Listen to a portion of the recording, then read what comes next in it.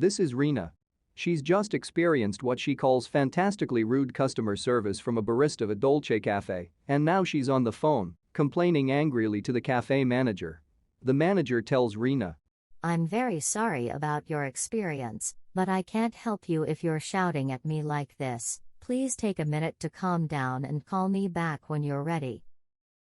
After putting down the phone, Rena realizes that she would need to be more strategic about conveying her complaint. First, she needs to decide what her goal for complaining is. What does she want out of the phone call to the manager? Does she merely want to express her frustration? Or does she also want some sort of apology from the manager or the barista? Does she want the barista punished? Is she looking for some sort of compensation? Perhaps a voucher for future purchases? Next, Rena needs to consider how to best frame her complaint to get what she wants. How could she most convincingly sequence her narration of her experience? What information and evidence could she provide to convince the manager? Would the manager more likely be swayed by emotions, or evidence, or threats? What kind of tone should Rena adopt in order for her to achieve her goal? These considerations exemplify the two basic principles of effective communication: goal-oriented and receiver-centric. These two principles are the foundation of the competency-based approach to teaching business communication, designed by Kristen Lucas and Jacob Rollins in 2015. Let's explore these principles briefly.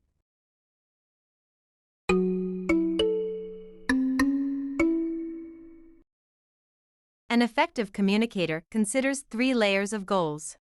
The first layer is the instrumental layer. This relates to the facts or information that we need to include in our communication to achieve our purpose, which may be to inform, coordinate, persuade, entertain, or educate. For example, if I'm writing to inform my team of an upcoming meeting, my instrumental goal is to make sure my team members have the requisite information to be able to attend the meeting effectively and on time. This means my email should state not only the date, time, and venue of the meeting, but also the purpose and agenda of the meeting, as well as what information or ideas I might need my team members to bring to the meeting, so that they may come prepared to engage productively at the meeting. The second layer is the relational layer. This relates to how we navigate power relations in our communication, how we adjust the tone of our message to reflect our current relationship with the receiver, as well as to convey our intentions for the future direction of the relationship. For example, my email to my subordinates may adopt a more direct and casual tone than my email to my client. The direct tone reflects my authority over my subordinates, and the casual tone reflects our familiarity with each other because we have been working with each other daily for the last 3 years. The more formal tone in my email to my client reflects my lack of familiarity with the client and also my need to make a good impression on him to convey to him that I am interested in maintaining good business relations with him. In contrast, a flippant and disinterested tone with minimal details in my email would likely signal to my client that I am not very interested in doing further business with him. The third layer is the identity layer. This relates to how we want to be perceived by the recipient of our communication. Do we want to come across as professional, calm, smart, reasonable, trustworthy, or hard to deal with, to be feared and uncompromisable?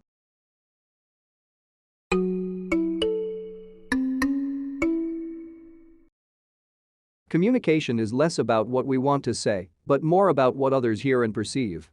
Therefore, as communicators, we need to consider the receiver's needs and adapt the message accordingly. According to Lucas and Rollins, the receiver has 3 essential needs. The first one is instrumental or information needs. What information does the receiver need in order to process and act on the instrumental message? For example, asking the staff to register for an event but not including the registration link in the email could be perceived as a lack of consideration for the reader's instrumental needs. The second one is relational needs. What kind of relational dynamics exist with the receiver, and how should those dynamics be acknowledged to ensure the desired relational message is received? For example, emailing casually to a professor without the conventional email opening and closing pleasantries may be perceived as a lack of respect for the professor and may hurt the sender's chances of successfully achieving his instrumental goal.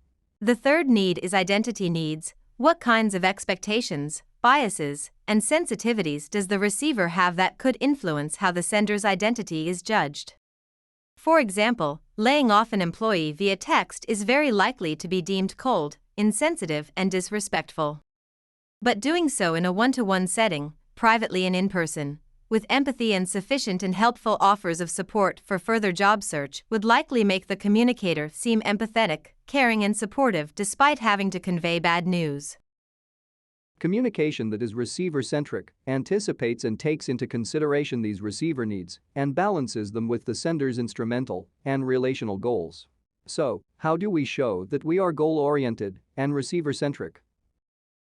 Lucas and Rollins posit that the principles of goal-oriented and receiver-centric are evidenced through 5 core competencies or skills: professional, clear, concise, evidence-driven, and persuasive. Let's explore each of these briefly.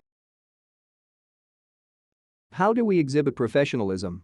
Lucas and Rollins say that we show professionalism in 3 aspects: by showing that we care. This includes paying high attention to details, making sure that we proofread our work, use accurate and correct language, present need and not sloppy work, and taking care with our personal appearance and presentation. By showing courtesy, this includes exhibiting proper etiquette when interacting with others, being tactful, employing high emotional intelligence, using courteous language and forms of address, and observing the chain of command at the workplace. By adhering to conventions, this includes following expectations of formatting and style, and adhering to prevailing customs and accepted norms. If we want to be disruptive and innovative and break convention, we need to ensure that our work is of indisputably high quality. Otherwise, breaking with convention may make us seem sloppy and careless. Clear communication means stating the purpose of the communication clearly, structuring information systematically, and using clear and unambiguous language, using plain English, and avoiding unnecessary jargon. Clear communication also involves the effective use of visual design to improve readability and convey clear purpose. Being concise means being comprehensive yet short.